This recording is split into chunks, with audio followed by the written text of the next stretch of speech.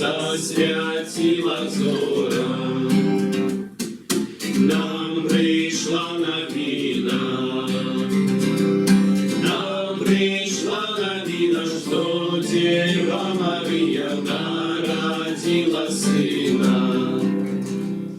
Дорогая селезянська сім'я, наша супольне з Боровляном на коляду і Новий год сердечно жадає вам, как новый народженный Христос увайшов у ваши семьи и учинил их сапраўдной школой христианской любови. Со святым Божого народження!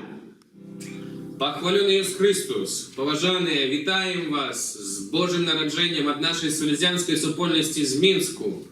Віншуем вас самым пригожайшим святом, коли весь свет радуется народжению Збавцы Иисуса Христа. І жадаємо прийняти Його у своє радості і клопоти. Христос народився. Тому жадаем вам радости, супокою и любови. Христианская семья, венчуем вас от нашей супольности Марийскому и християнам с Маркони со святами Божьего народжения. Жадаем Божого благословения, здоров'я і серця здольного прийняти кожного чоловіка. Нехай Ісус Христос народиться у серці кожного з вас і принесе вам сапраўдную радость і Божий спокой. Со святом. І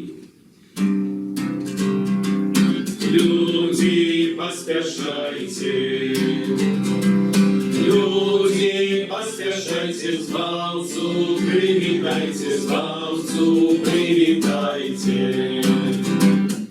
Христа народження, Христа народження, людям на збавлення, людям на збавлення.